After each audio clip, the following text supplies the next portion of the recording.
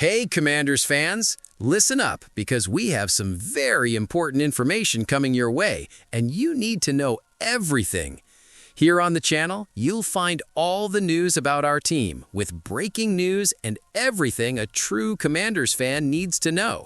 So, first of all, subscribe to the channel and turn on notifications because here you get everything firsthand and are never out of date. Oh, and leave your like right now to strengthen this incredible community and show that the Commanders fans are always present. Without further ado, hold on tight because today's news is unmissable. Now, let's get straight to the point. The Commanders should try to sign a $92 million free agent from the Eagles. The Washington Commanders could benefit from one or two veteran edge rushers for their 2026 roster, and they might not have to look far to find one. An elite option is about to become available from the Philadelphia Eagles, Jalon Phillips. ESPN's Dan Graziano predicted that the Eagles' defensive lineman will sign with the Commanders next week during NFL free agency. Graziano projected that Phillips will sign a 4-year, $92 million contract. Graziano's projection included $32 million guaranteed. Phillips has a history of injuries, but he played well for the Eagles after being traded from Miami to Philadelphia at the trade deadline, and they have at least some interest in trying to keep him, Graziano wrote.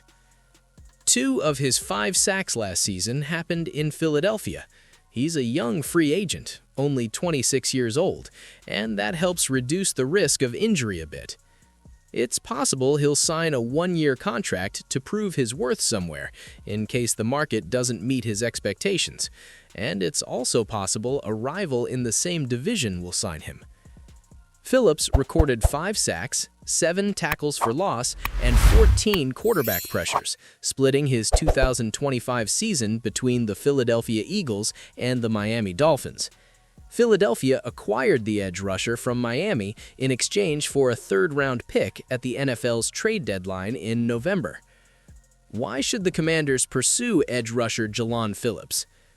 The Commanders finished the 2025 regular season with 42 sacks. That was a respectable number, tying Washington for 12th place in the category.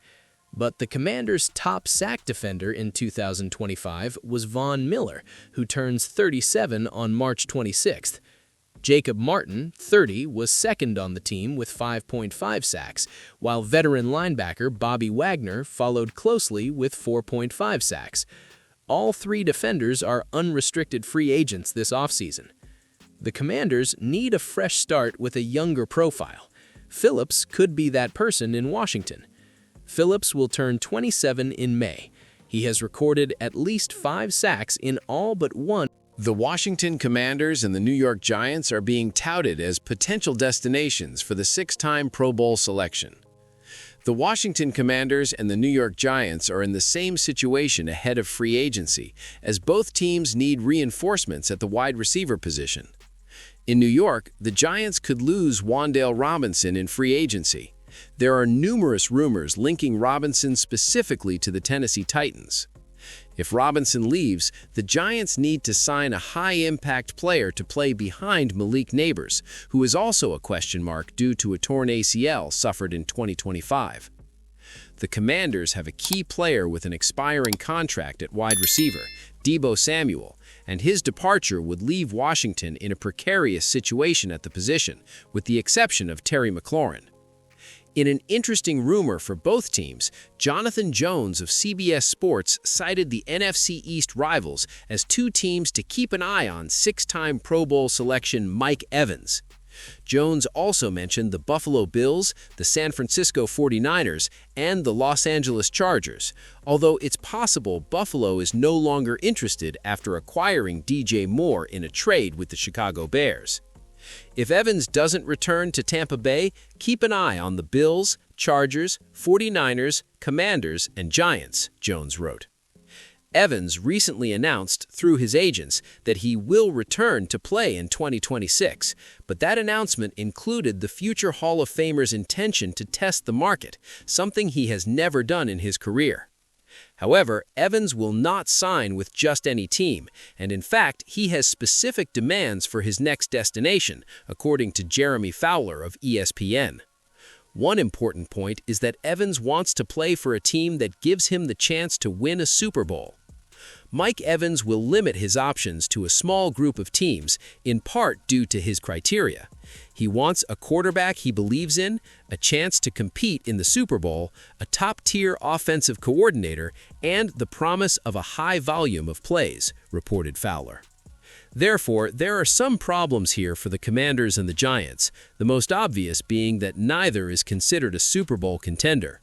The Giants have a renowned offensive coordinator, Matt Nagy, but calling him a top-tier offensive coordinator would be an exaggeration.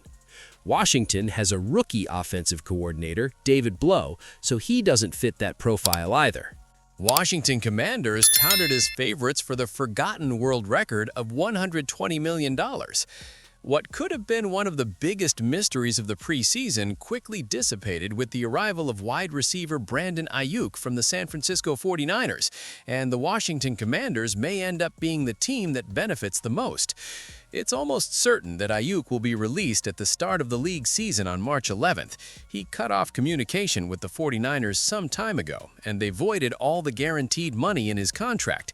ESPN's Dan Graziano believes this likely means Aiyuk will end up with the Commanders, where his best friend and college teammate Jayden Daniels is the quarterback.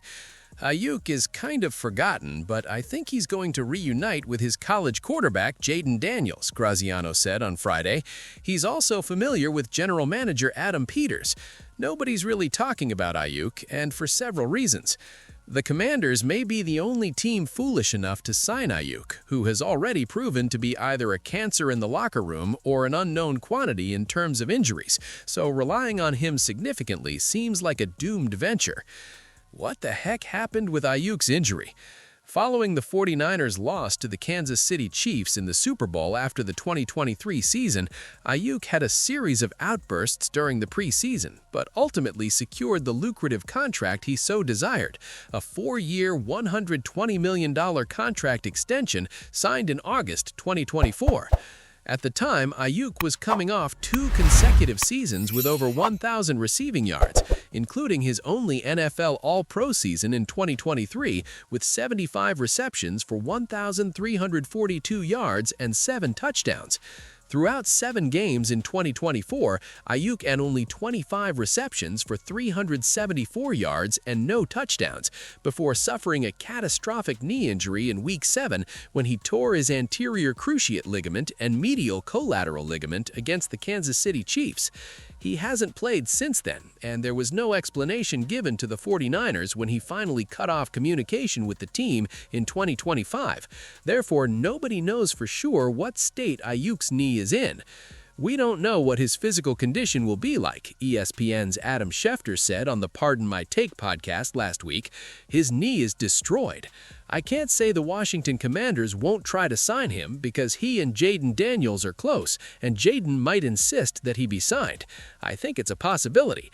Just look at the teams the 49ers talked to during trade negotiations. Steelers, Commanders, Patriots. I imagine all those teams would at least show interest in him.